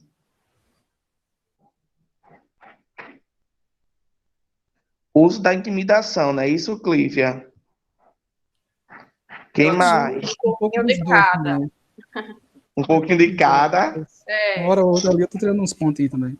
Tipo, gente, vocês têm que estudar, senão vocês não vão conseguir nota, não. Isso é um tipo de intimidação. E todo professor usa, por mais que diga que não usa do medo de intimidação, mas em algum momento a gente tem que usar. Felizmente, exato. infelizmente, senão, querendo ou não, é uma certa forma de manter uma moralidade, uma questão disso com o aluno, né? Eu acho, no meu ponto de vista. Até mesmo porque, senão, se a gente não colocar um certo padrão, eles tentam, principalmente a gente que trabalha com adolescente, eles tentam mesmo passar por cima, não tá nem aí com o professor, vai conversar e pronto, o professor fica lá falando ao Léo e eles nem aí. Exatamente. Mas como o autor diz, né? Professor... E aí, Andressa, está curioso para saber da senhora. A senhora faz uso da orientação ou medo de intimidação? Mas eu Aqui, incentivo muito também, viu? Pelo amor de Deus. Como eu disse, um pouquinho de cada para deixar numa balança equilibrada. Saber o momento de usar cada coisa. só um minutinho, que eu estou aqui, ainda não passei. Bom, eu sou usuária da orientação e do encorajamento, assim, eu acredito, eu priorizo tanto isso, que eu não tenho o menor anticorpo, o menor perfil para conseguir qualquer tipo de negociação, seja com aluno, seja com filho, seja com familiares, pautado nesse outro aspecto aí, que é medo e intimidação, né? Nem mesmo com os meus orientandos, eu acho que até quando eu estou um pouco estressada, né, que eu fico assim um pouco mais, vamos dizer assim, mais impaciente, mas eu acho que até nesse momento eu não consigo ser assustadora, né, tocar terror nesse sentido da intimidação, do medo, eu não consigo. É da minha natureza, né? Então, assim, o próprio jeito de falar, o meu compromisso é com outros elementos, né? Com o humor, é com a responsabilização, é com, vamos lá, uma argumentação que realmente desequilibre o outro, né? Evite com que o outro venha com uma necessidade de ganhar você no duelo do diálogo, né? Na arena, vamos dizer assim, do diálogo. Então, eu tenho realmente muita dificuldade. Se para ser um professor bem-sucedido, a química, o segredo fosse o medo e a intimidação, eu seria uma professora desempregada. Porque eu realmente não sei trabalhar dessa forma. E eu também seria uma mãe desempregada, né? Porque eu não sei ser mãe dessa forma. Eu estou falando de professor e mãe, porque eu acho que são duas situações da vida da gente, onde a gente desenvolve um compromisso educativo muito forte, né? Educar o filho e ensinar e educar os aprendentes, os estudantes. Então, nos dois projetos. E assim, não me arrependo, né? Eu estou feliz porque a natureza me proporcionou elementos da minha característica psíquica que convergem com muita facilidade, me proporcionando prazer, eu faço isso porque eu gosto, né? Para a orientação e o encorajamento, né? Estimular as pessoas, ver o crescimento. Eu acabei de colocar aí para vocês um vídeo lá da menininha, né, de 13 anos, que foi alfabetizada no município de São Bento. Aí eu descobri que ela tinha a vocação do cordel, e eu pedi que ela fizesse um cordel para os professores, para passar, encorajei, né? Ela fez esse texto lindo. Olha, eu estou vibrando tanto com o produto que essa menina fez, que foi esse vídeo que vocês foram os primeiros a receber, que ficou pronto hoje de manhã. Que a minha preocupação já é botar capa, botar os créditos, soltar para o mundo todo e para a rede social. Já contactei com Portugal, um evento internacional para de psicopedagogia, para soltar o vídeo da menina lá, para ela ver o produto que ela criou circulando mundialmente. Então, vejam, assim, uma necessidade de puxar o autodesenvolvimento e trazer todo mundo junto com a gente, né? Isso é algo que me dá muito prazer. Então, eu me sinto muito bem em ser essa pessoa que oriento e que encorajo, e que gosto de ver realmente, né, as pessoas nesse up, nessa coisa aí, nessa mobilização. Eu acredito que é por aí, né, um dos caminhos. Eu acho que você vai passar outros passos, esse daí eu iria nessa alternativa. Cláudia colocou que acha o termo medo muito pesado, né? Lá no grau, eu sou conhecido como um malvado favorito, né, dos alunos. Eles me chamam de meu malvado favorito. Mas eu acredito que o medo, Cláudia, ele é necessário em algumas situações. Por exemplo, um aluno que ele entra no curso técnico, ele entra sabendo que ele vai estudar 2 anos, por exemplo. E que se ele não tiver medo, realmente, de fato, de ficar, por exemplo, reprovado em uma disciplina como a física, ele não vai se esforçar. Ele vai tentar empurrar a disciplina com a barriga, e mais do que isso, esperando a ajuda do professor, por saber que é uma instituição privada, por saber que é uma instituição privada, vai, por exemplo, ficar esperando a ajuda do professor para poder passar nessa disciplina. Então, é sempre necessário colocar um pouquinho de medo, dizer ali que ele vai ficar reprovado, que ele não vai, se ele não não acompanhar a disciplina, ele vai se perder nas demais, que é necessário aquele conhecimento. Então, é preciso colocar um pouquinho de medo para que o aluno ele se esforce. Não digo todos, mas principalmente aqueles adolescentes que não sabem o que querem muito, que carreira docente vai seguir, aí entram no curso técnico e ficam ali meio perdidos, então o professor precisa colocar um pouquinho de medo neles. Então, é pesado, mas é necessário em algumas situações o medo. Mas o autor ele vem dizer que os melhores professores são aqueles são aqueles para quem você vai estudar e se esforçar como um louco, tá certo? Porque quer que eles o admirem como um aluno. Então, quando ele diz isso, que os melhores professores são aqueles para quem você vai estudar e se esforçar como um louco para que eles o admirem como aluno, é a questão justamente que Giovanni e Túlio colocaram. É aquela questão de o professor chegar em sala de aula e ser admirado, ele ter o domínio do conhecimento, ele passar aquele conhecimento da melhor forma possível e fazer com que o aluno realmente o admirem. É o professor estar em casa, é estudar, é planejar. Eu costumo sempre dizer que, inclusive eu coloquei isso ontem na escrita da minha dissertação, quando eu estava falando do programa de residência pedagógica, e que uma das funções dos bolsistas e dos preceptores é a construção dos planos de aula. O professor, normalmente, quando ele sai da universidade, da graduação, ele sai querendo revolucionar a educação. Então, ele realmente planeja, ele elabora um plano de aula, ele procura dar o seu melhor. Mas, com o passar do tempo, com a acomodação, o professor ele tende a não querer desenvolver mais essas atividades. Então, ele vai replicando aquilo que ele já faz de um ano para o outro, em salas diferentes, com perfis de alunos diferentes. Aí é esse o questionamento. Esse aluno realmente esse professor realmente vai ser admirado pelo seu aluno? Realmente ele se preparou, ele planejou, ele pensou naquela turma como um todo, ou ele está apenas replicando aquilo de anos? Então, o bom professor é aquele que estuda, é aquele que planeja, e ele é admirado pelo seu aluno. Alguém quer fazer alguma colocação?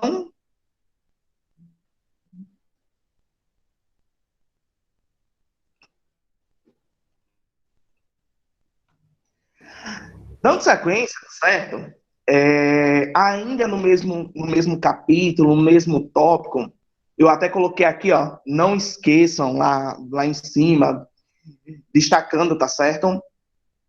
Que o autor desse livro, ele traz alguns pontos que realmente faz sentido para nós educadores.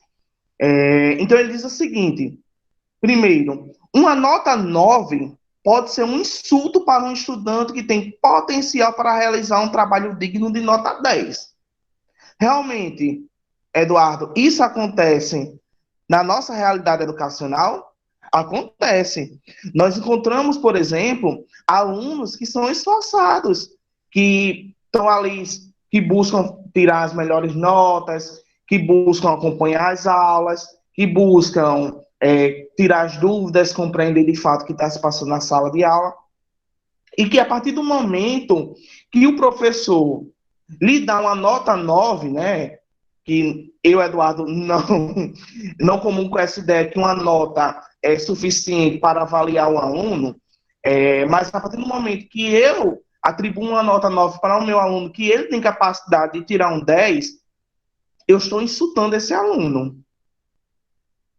Então, a tendência é esse aluno querer questionar, a tendência é esse aluno querer saber o porquê que ele não tirou um 10, a tendência é esse aluno querer, nas próximas atividades, querer buscar, né? Ele vai buscar realmente tirar essa nota máxima, e que às vezes nós, professores, esquecemos de dar os parabéns a ele. Por exemplo, parabenizando porque ele tirou uma nota 9. A nota 9 é uma nota boa, é excelente, não significa que porque ele não tirou um 10, que ele não é bom. Então, o autor ele faz essa colocação, é uma colocação muito positiva nossa dentro de sala de aula, né, para nós em sala de aula.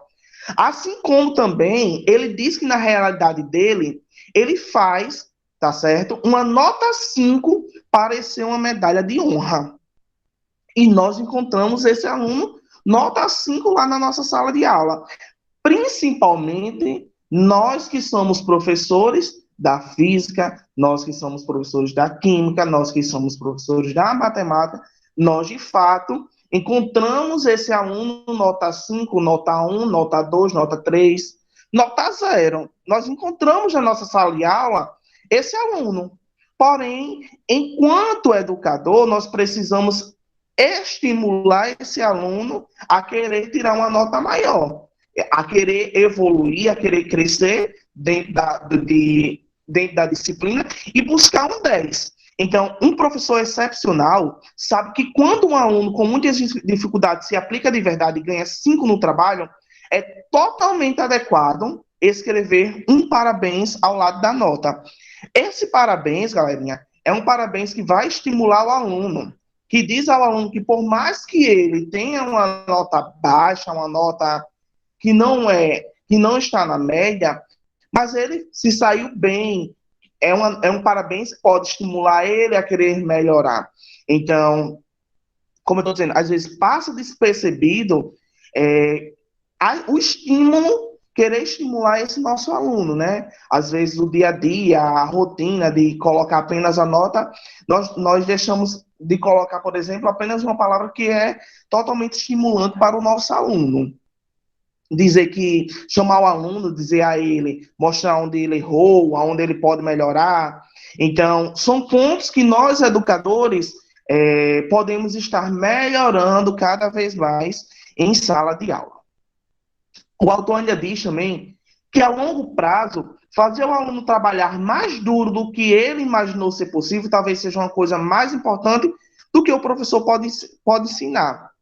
A matéria em si não é a verdadeira lição que você quer que os alunos assimilem, tá certo? A verdadeira lição é aprender a persistir, mesmo quando a matéria é difícil e confusa. Aí, eis o questionamento que nosso amigo Túlio colocou no chat. Túlio estava escrevendo e eu estava me reportando mentalmente aos meus slides. Então, o autor ele diz assim: quando o aluno pergunta aonde vamos usar aquele conhecimento, tá certo? Na nossa vida real, o autor diz que nós, professores, temos que dizer que nós nunca vamos utilizar aquele conhecimento na vida real. Ah, Eduardo, mas eu estou trabalhando com meus alunos cálculos e mais cálculos, propriedades físicas, hipótese matemática, e o meu aluno vai me questionar. Quando ele vai precisar usar aquilo na vida real, eu vou dizer que nunca? O autor diz que sim. Ele diz que sim. Que ele, na verdade, ele diz que a verdadeira lição nesse caso é a aplicação, é o empenho do aluno, é a cooperação do aluno, a flexibilidade, a superação, a reflexão crítica e a capacidade de resolver problemas. E essa capacidade de resolver problemas, essa reflexão crítica, essa flexibilidade, esse empenho, essa superação, vão ser precisos e vão ser aplicados no dia a dia desse aluno. Então, não necessariamente eu vou aplicar, por exemplo, o conceito de velocidade média em uma situação no meu dia a dia. Mas o meu esforço, o meu empenho, a minha cooperação com um colega, por exemplo, para resolver tal situação, ela pode ser levada para as diversas situações do meu dia a dia. Quando ele precise, quando ele encontre um obstáculo na vida, quando ele passe por uma situação mais difícil, ele vai estar preparado para enfrentar todos esses obstáculos. Por quê? Porque na vida escolar dele, ele já foi preparado para isso. ele foi preparado para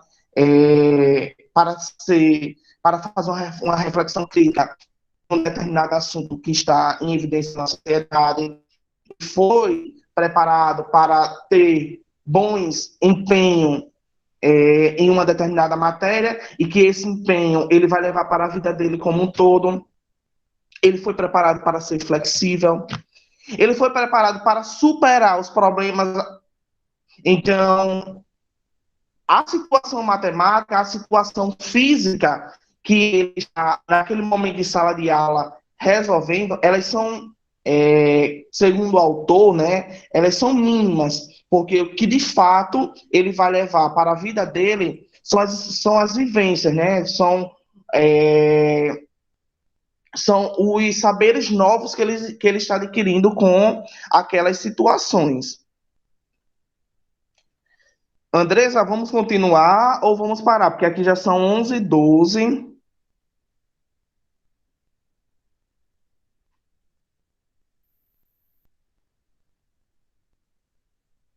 Bom, A senhora... vejam bem, essa aula foi planejada num clima bastante leve e suave, né? Uma vibe muito boa, porque, na verdade, a gente ainda está na semana de engajamento de carnaval, né? Todo mundo está hoje aqui com a gente, mas ainda está um pouco adrenalizado, porque a gente deixou o carnaval ontem, mas aí tem hoje e amanhã, 2 dias que vão passar muito rápidos, para a gente já engajar no sábado e, de alguma forma, ter continuidade a essa energia que a cultura brasileira carnavalesca desenvolve em nós. Por isso eu coloquei uma temática bastante leve, para a gente finalizar a aula de hoje, né, que são os mistérios e os segredos de um bom professor.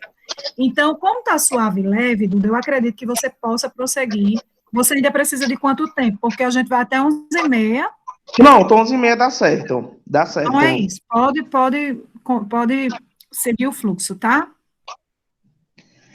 Dando sequência, né, é um tema que o livro é muito bom, ele estimula muito, tá certo? Recomendo vocês fazerem a leitura do livro quando eu finalizar a aula, ir lá no G Sala de Aula e buscar esse livro.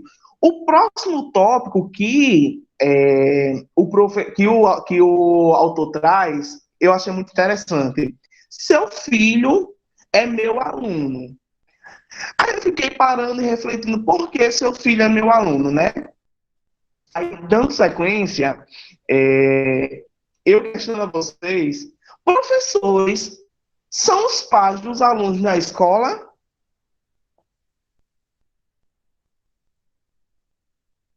E aí, galerinha? Vocês, professores, são pais dos alunos na escola? Não, né, Cláudia? Não. Acho não, de jeito nenhum. Não é para ser, mas às vezes os pais... Não é para ser, mas às vezes os pais vêm com algumas demandas. Querem que a gente faça coisa que às vezes não tem nada a ver com a gente de resolver. Quem resolve é eles, mas às vezes os pais têm essa ideia de passar a responsabilidade para a escola de coisa que não é responsabilidade da escola, né? Acontece. Exatamente esse papel, né? Em alguns momentos. Exatamente.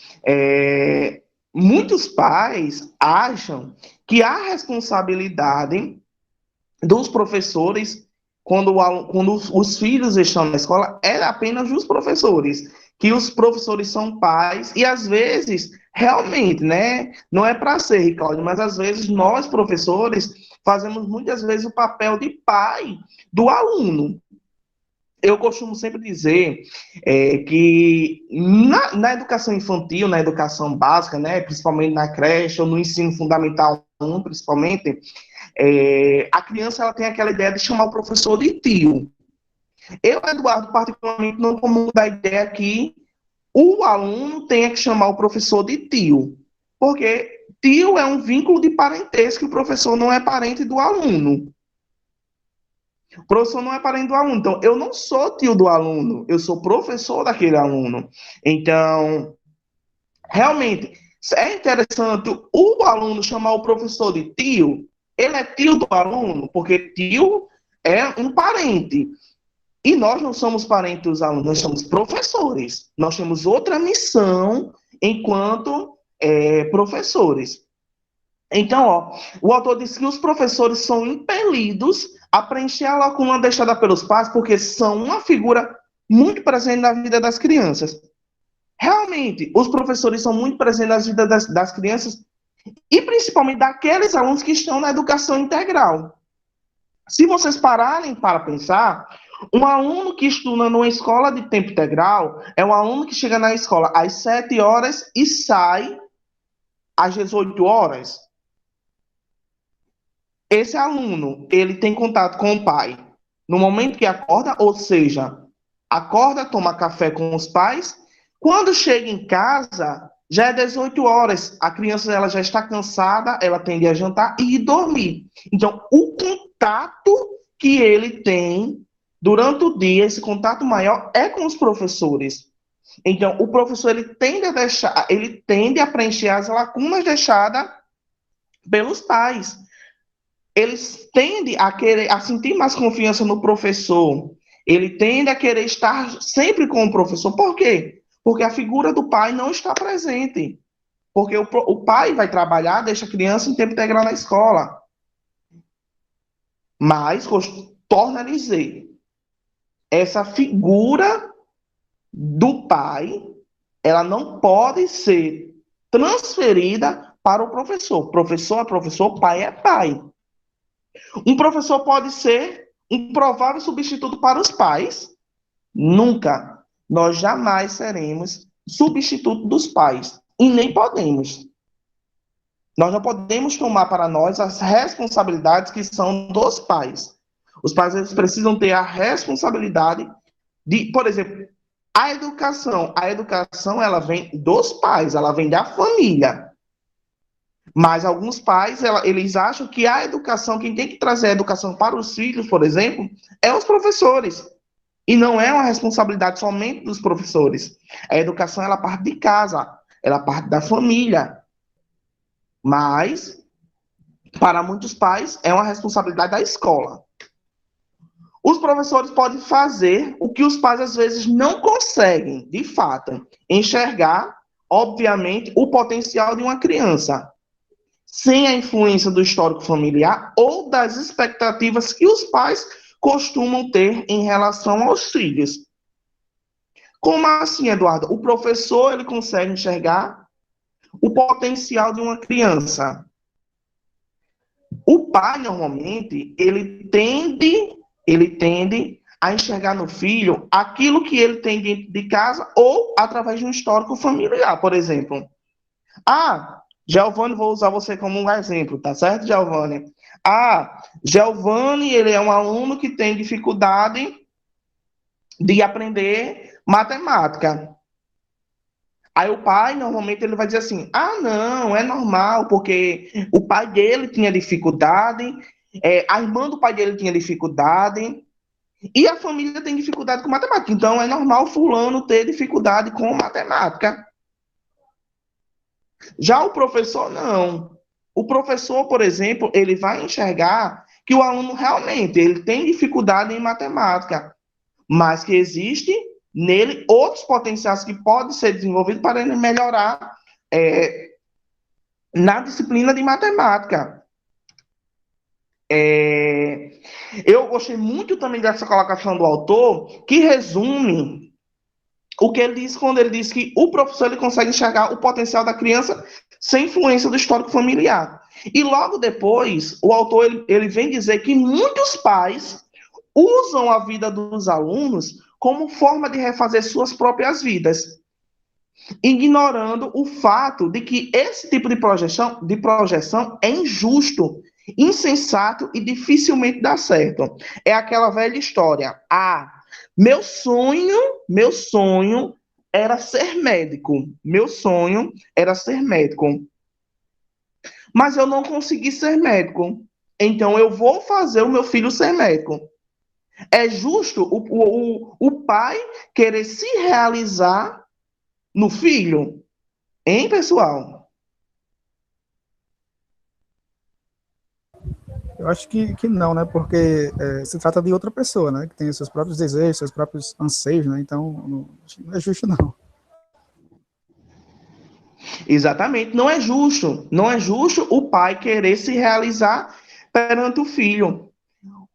Ah, eu queria ser, como eu estava dizendo, eu queria ser médico, não consegui realizar esse sonho, então eu vou realizar esse sonho no meu filho.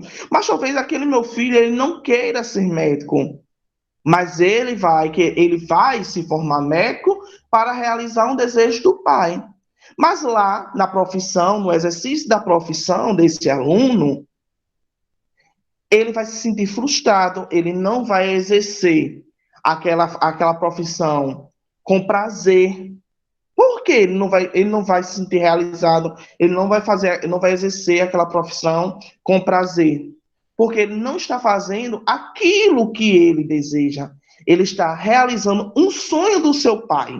Então, realmente, é injusto, é insensato por parte dos pais. E dificilmente dará certo. Por quê? Porque a tendência é o filho procurar seguir um caminho que ele realmente deseja. Acho que Ricardo colocou aqui uma mensagem onde ele diz que trabalhei de 2016 a 2018 em um Fundamental 1 e teve um momento em que eu me dei tanto a uma situação de um aluno que até mexeu com o meu psicológico. Realmente, Cláudia, faz sentido, né? Às vezes nós nos envolvemos tanto em algumas situações que não nos cabe se envolver, mas acabamos nos envolvendo, que às vezes acabamos nós nos prejudicando nessas situações. Os pais também mudaram, né? Nós vamos falando, quando eu questionei se o professor é o pai dos alunos na escola, quando a gente fala que o professor, às vezes, ele tende a preencher as lacunas deixadas pelos pais, quando nós falamos que, às vezes, o pai, ele quer que o aluno realize um sonho que era dele, aí nós evoluímos um pouquinho e chegamos realmente o quanto os pais, eles mudaram totalmente. Eu gosto muito dessa charge, que é 1969 e 2009. De um lado, você vê um pai, né, questionando ao aluno, por exemplo, que notas são essas? Do outro lado, você vê os professores questionando o professor as notas dos alunos.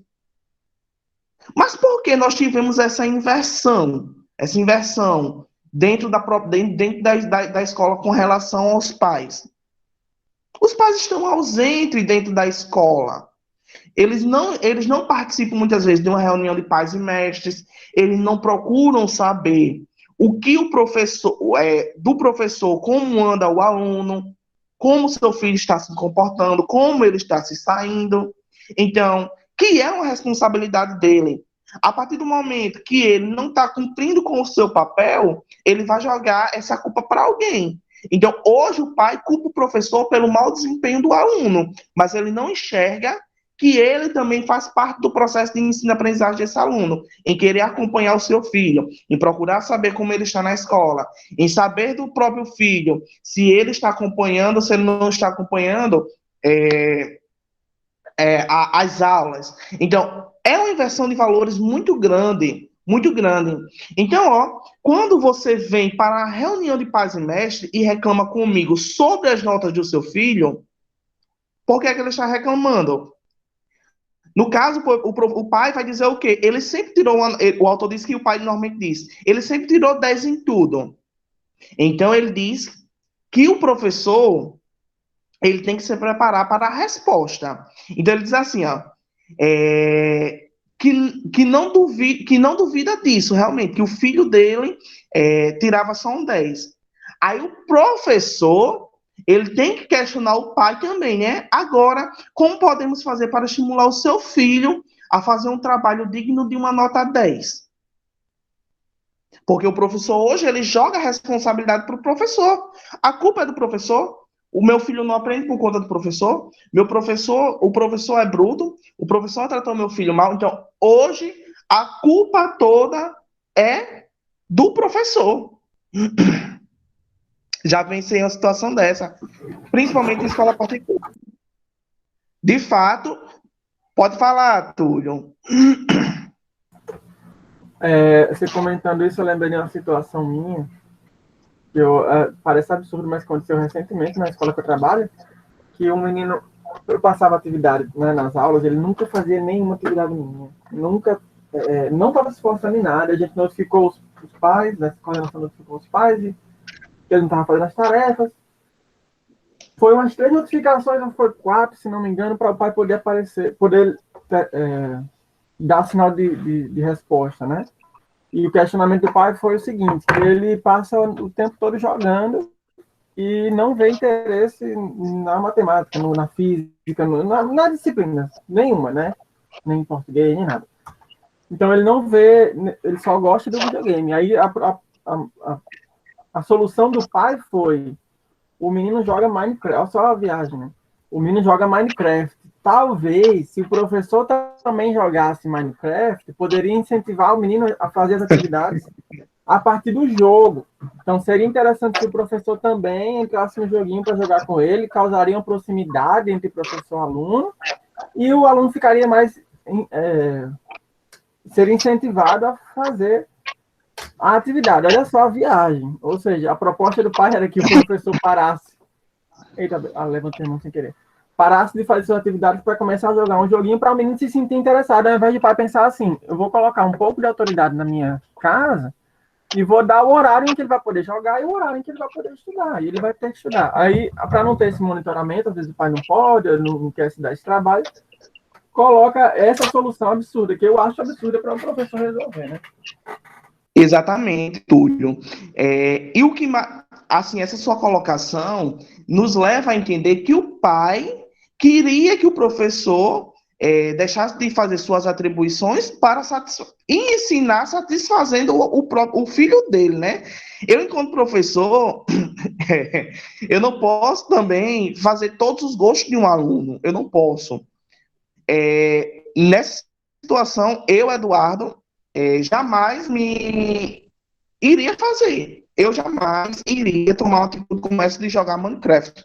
Até porque eu iria estar satisfazendo um desejo da criança. E aquele lugar realmente não é apropriado para aquela criança estar aprendendo, por exemplo, matemática.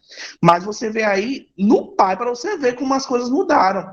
O pai traz uma solução uma solução que seja benéfica apenas para o filho dele e que satisfaça ele, né? Satisfaça o filho, porque o filho fique feliz.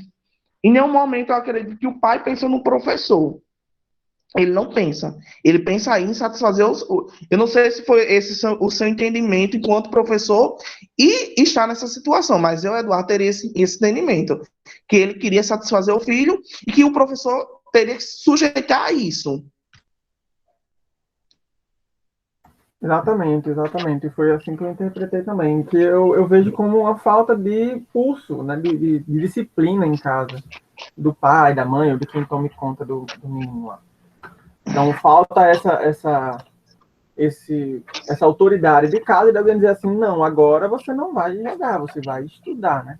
E aí tentando fazer com que nós resolvêssemos isso entrando no joguinho, né? Para mim, beirou absurdo essa solução do pai aí, né? Imagina se a gente fosse entrar em cada joguinho que cada aluno joga para poder fazer o aluno se interessar pela disciplina. É completamente inviável, principalmente para a gente, que tem, normalmente, professor tem muitas turmas, muitos alunos, muitas escolas, não tem como fazer isso. Completamente Exatamente. É interessante, Túlio, a gente fazer uma conta na Twitch e fazer stream, né? Gameplay jogando. Incrível. Isso tudo remete ao quê? A ausência, Túlio, do pai na escola. Porque o pai joga a responsabilidade de educar, de ensinar para o professor. Essa sua colocação, ela nos remete também à questão da bonificação. O pai é ausente, o pai não acompanha o filho na escola, o pai realmente não faz o seu papel de pai. Aí faz o quê? Ah, meu filho, se você passar no final de ano, eu lhe dou um iPhone 12.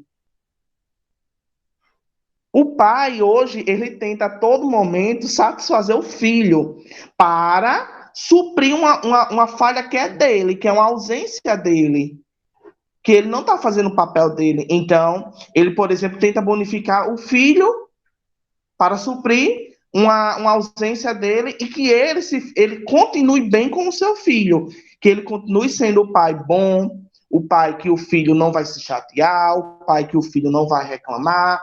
Então, joga a responsabilidade do professor, porque o professor realmente vai resolver o problema. É isso que a gente tem hoje no mundo educacional, né?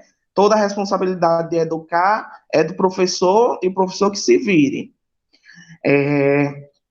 Mas o autor, ele também traz aqui a questão da função do professor. Nós, enquanto professores, nós não somos, tá certo, Túlio, obrigados a fazer aquilo que o pai deseja. Nós não somos obrigados a fazer o que os pais desejam. Se realmente a criança ela está com uma dificuldade, ela está com nota baixa, né, por exemplo, como foi a questão da charge, eu, enquanto professor, eu posso fazer o quê? Eu posso buscar métodos diferentes para o ensino. Aí sim, porque eu vou estar buscando melhorar, eu vou buscar inovar, vou trazer uma metodologia de ensino novo, vou buscar soluções para o problema, mas isso dentro do mundo acadêmico. Então, o professor tem sim a função de buscar métodos diferentes para o ensino, mas esse método ele não pode em nenhum momento ser introduzido pela goela, né, como diz o Matuto, introduzido pela goela pelos pais. Eu, Eduardo, jamais iria jogar Minecraft para ensinar uma criança a aprender matemática, não iria. Então, ele também diz que os professores preferem se concentrar no verdadeiro objetivo, não necessariamente produzir futuros graduados em Harvard, mas estimular o desenvolvimento de indivíduos que gostem de aprender coisas novas, que sejam naturalmente curiosos, que acredito, não me lembro quem foi que falou, mas hoje alguma colega já falou que estimular o aluno é um ponto positivo, é o que faz nós sermos bons professores. Então, realmente, faz parte. Então, não necessariamente produzir futuros graduados em Harvard, mas estimular o desenvolvimento de indivíduos que gostem de aprender coisas novas, que sejam naturalmente curiosos, confiantes, flexíveis e que estejam prontos para qualquer desafio que encontre pela frente. É aquela velha história que eu falei há pouco tempo. Quando o aluno questionar a você aonde ele vai aplicar tal conhecimento, diga a ele que nunca, porque os números, as soluções químicas, os cálculos matemáticos, eles são mínimos nesse momento. Existem outras coisas, outros saberes que eles estão adquirindo naquele momento que eles estão sendo desafiados a resolver um problema matemático. Então, outro tópico, tá certo, que é trabalhado pelo autor, ele diz: um poeta se transforma em professor. Ele traz aqui a própria realidade dele, né? Onde ele diz que ele fez um curso de artes e muitos de seus colegas não quiseram ser professor e ele, sim, ele decidiu seguir a carreira docente, tá certo? Aí ele diz que um poeta se transforma em professor e vice-versa, ou seja, um professor pode se tornar um poeta. E ele diz que em sala de aula, tá certo? Ensinar é a arte da explicação. Ou seja, apresentar a informação certa, na ordem certa e de forma inesquecível. Aí eu torno para o que Túlio e Giovanni falaram, né? O professor dominar o conhecimento, saber o que ele está fazendo, planejar. Lá no meu primeiro slide eu dizia que um bom professor é aquele que o aluno, ele elogia, né, que o aluno, que ele se torne inesquecível. Então, realmente, retoma agora a questão do conhecimento. É o professor apresentar a informação certa, na ordem certa e de forma inesquecível. Ele diz que o trabalho do professor é analisar de todas as formas de explicações e exemplos possíveis e depois usar diante da classe o que funciona melhor. talvez deixando de fora o último passo, para que os alunos possam tirar as conclusões por si próprios. Ou seja, é o professor planejar, é ver, é pensar quais são os possíveis questionamentos que o aluno vai ter dentro de sala de aula, buscar resposta antecipadamente, trazer para dentro de sala de aula, uma metodologia que realmente vai fazer com que o aluno ele aprenda uma explicação clara, uma explicação que o aluno consiga, de fato, compreender, que seria a aprendizagem significativa, né? A aprendizagem significativa, ela vai surgir, primeiro, de conhecimentos prévios, você questiona o aluno sobre um determinado assunto, e a partir daquilo que ele tem do seu dia a dia, da sua realidade, você vai construindo todo o conhecimento, vai trazendo explicações e vai deixar o aluno chegar às suas próprias conclusões. Vários estudos comprovam que a criança com acesso a um ensino de qualidade nos primeiros anos de vida escolar assume uma posição de vantagem inalcançável em relação àquelas que não têm as mesmas oportunidades. Realmente, eu concordo com o autor, principalmente na nossa área, que é física. Todos aqui são físicos ou têm outras formações?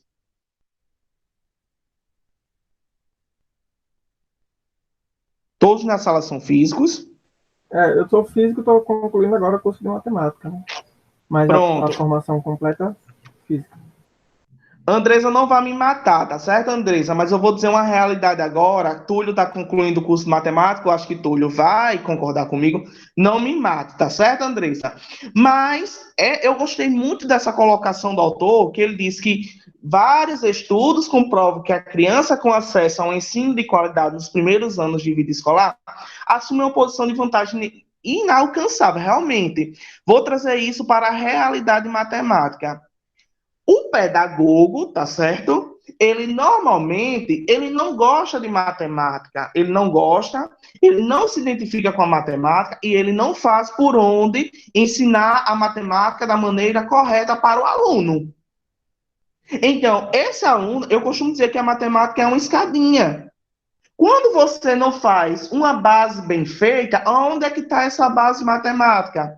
Essa base matemática, tá certo? Essa base matemática está feita lá onde? No ensino fundamental, na educação infantil. E quem é que faz essa base matemática?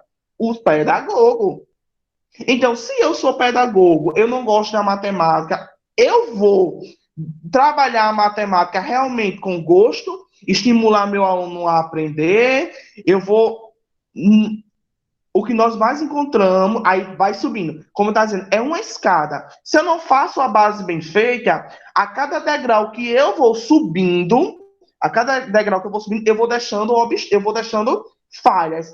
E essas falhas, elas vão explodir lá na frente.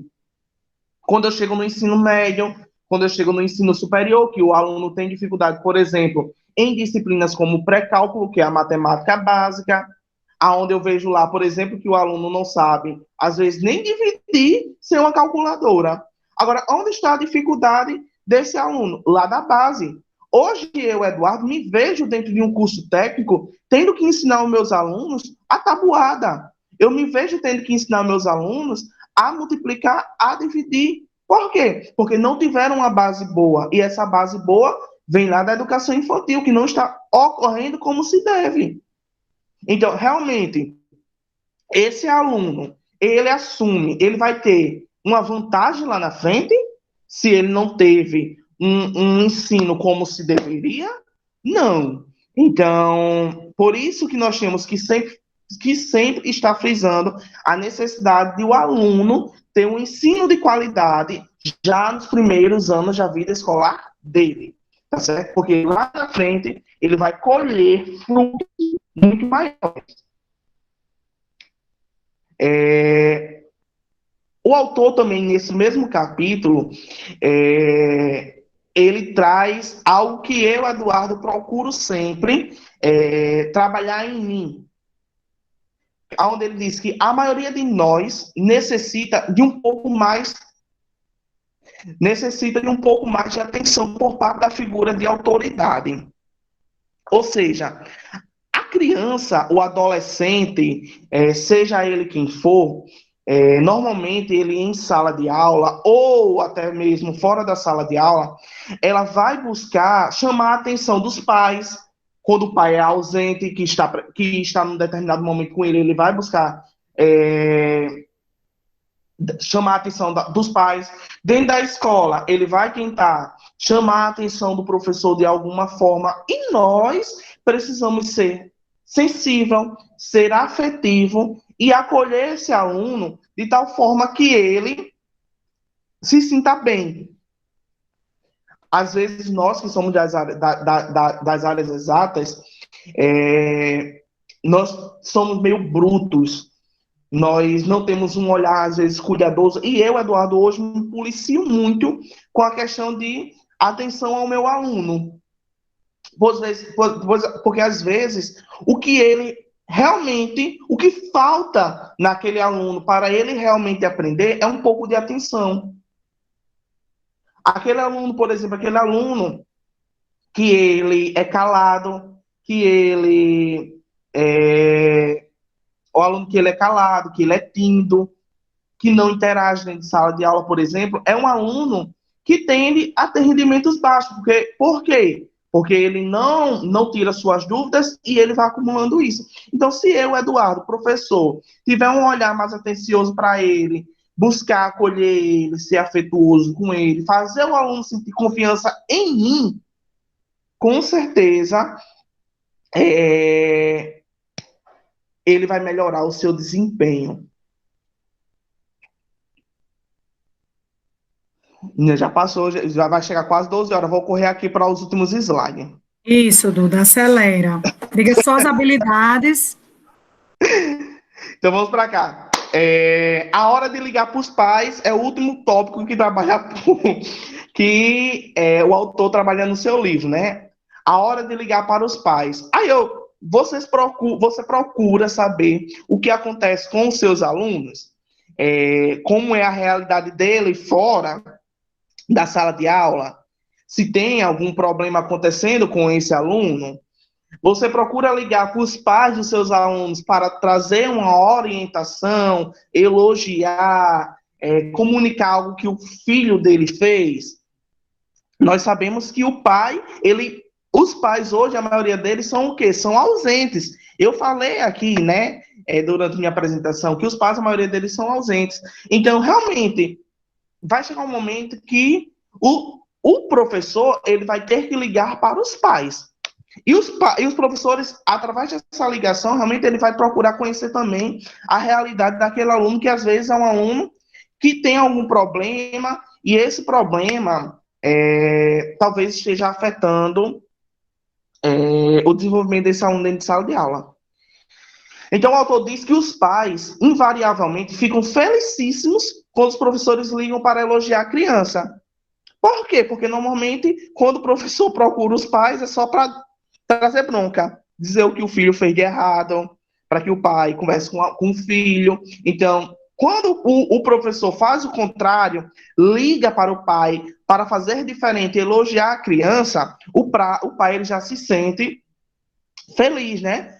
Por estar recebendo uma ligação de elogio do seu filho. Assim como o estudante que entra na sala de aula, quando você liga para o pai, por exemplo, o estudante que entra em sala de aula no dia seguinte, ele vai entrar com passos mais leves, o sorriso mais aberto e mostrando mais da mesma qualidade que me impeliram a ligar para os pais deles à véspera. Ou seja, se eu liguei para elogiar ele porque ele se saiu bem na resolução de um cálculo, quando ele chega dentro da sala de aula, ele vai procurar fazer aquele cálculo de uma forma cada vez melhor. Por quê? Porque ele sabe que foi feita uma ligação para o pai dele, elogiando aquela atitude dele. Então, é sempre bom fazer uma ligação para os pais. Por exemplo, lá no grau técnico, Andresa, existe a cultura de o aluno faltar e as meninas do setor pedagógico ligarem para o pai ou ligarem para o próprio aluno para saber o porquê que ele faltou à aula. Porque você faltou, o que está acontecendo? Então, ele se sente acolhido pela instituição, pelos professores, E isso favorece, inclusive, o vínculo do aluno com a escola, ele aumenta muito essa questão de estar ligando, de fazer uma breve ligação. Então, a ligação faz bem para os pais, para os filhos e para nós mesmos, professores, né? Então, principalmente quando a ligação é uma ligação que é o setor pedagógico alinhado com o professor, vem da escola, de um aluno que ele tem um desempenho extraordinário, por exemplo, né, ele se mantém ali sempre na faixa da nota 10, da 9,5, 9,8, e de uma hora para outra me aparece uma média de desempenho final 7. Vejam o desvio padrão de um aluno que linearmente apresenta um desempenho de nota 10, do nada, em um determinado bimestre ou trimestre, me aparece com um 7, com um 5, com um 6. Isso é uma coisa normal? Não, isso não é uma coisa normal. Isso precisa ser observado pelo professor que é sério e que verdadeiramente acompanha de forma sistemática a sua turma e sabe que aquele estudante não é estudante de 7, nem de 5, nem de 6. E aí eu vou procurar saber o que aconteceu. Família, olha, mãe, não é depois que eu entrego o boletim, que a mãe recebe, que já botou o menino de castigo. Não, é enquanto eu ainda posso fazer alguma coisa. Quando é que eu posso fazer alguma coisa? Quando eu identifico o desempenho e não lancei a nota no boletim ainda, mas eu estou aqui contactando com a família. Não é assim? Esse procedimento, gente, se chama atendimento pedagógico personalizado por aluno. É claro que aquele aluno, aí o aluno tira 10 das 10 a vida toda, tira outro 10, eu vou ligar para a mãe? Não. A situação está regular para ele, né? Da mesma forma como aquele aluno que o tempo todo tira a nota baixa, chegou um trimestre, um bimestre, catapultou a nota. Vamos ligar. Ei, me diga uma coisa. Estou ligando porque percebi que houve uma melhora razoável, substantiva, no desempenho do aluno. Isso para a gente é muito bom. A gente gostaria de saber o que foi que aconteceu, quais foram os suportes, os apoios, os avanços que esse aprendente passou a ter, para a gente está lhe dando esse retorno, valeu a pena, insista. Porque o número aqui rebateu no número dele aqui no boletim dele. Estão entendendo? Então, essa história da ligação não é só para dizer se está bem comportado, mal comportado, se chegou cedo, se chegou tarde. Não. Se está gazeando aula, não. O mecanismo da ligação, que ele aconteça, sobretudo, para ele ter essa afinidade com a família, para dar os feedbacks dos desempenhos de sala de aula em nível de avanço de aprendizagem, avanço de desenvolvimento, certo?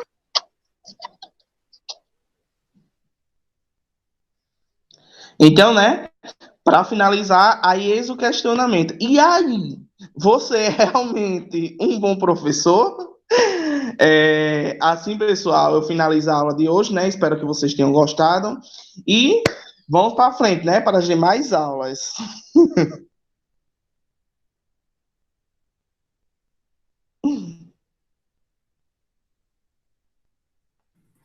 Bom, eu gostaria de agradecer em nome dessa turma carinhosa e calorosa, não é? Que é a turma do mestrado de Física, meus alunos queridos e amados. Obrigada por vocês terem dado uma esticadinha com a gente. Quase a gente termina a aula cantando, né? Eu quero um banho de frevo, eu quero um banho de lua, né? Um banho de cheiro, quer dizer. Porque a gente fez uma aula praticamente dentro do carnaval, não é? E vocês estão aqui conosco conectados. Eu estou muito feliz por isso. Obrigada, professor Eduardo Chagas. Obrigada, professor Anderson Quirino. As pontuações que vocês fizeram foram muito pertinentes para o calor humano dessa disciplina. E eu peço encarecidamente, não é, que todos que estão aqui presentes vão para os relatórios de aprendizagem, colocar o que aprenderam na aula de hoje. Eduardo, passe logo aí. Esse seu slide já está lá na sala, no G Sala de Aula? Não. Está não, vou colocar. Pois passe aí, bota aí no grupo, que do grupo eu baixo aqui para mim, e já coloco lá no G Sala de Aula, tá bom? Para que todo mundo possa ter acesso a esses slides de Eduardo, que correspondem à síntese de um vídeo, ou de um livro. Eduardo, quantas páginas tem no livro? 29 só. Pronto. Então, fica também a assunto que dica. 29. É o livro, né? O e-book. É, o e-book. Pronto, então fica também a dica de quem desejar ler o livro. O livro já está lá no Google Sala de Aula, tá bom? Um beijo no coração, um beijo na alma. Mergulhem, né, na riqueza de todo o conteúdo que já está compartilhado com vocês lá e comecem a colocar a mão na massa em relação às produções de dissertações de vocês. Aproveite que essa disciplina está mexendo com todo mundo, com as curiosidades, com as sinapses, não é? E quando mexe com potencial criativo, mexe também com a qualidade do texto escrito que vocês podem estar desenvolvendo, tá bom? Um cheirinho, eu vou acabar aqui a gravação e vocês já podem ir se despedindo da turma. Tchau, tchau.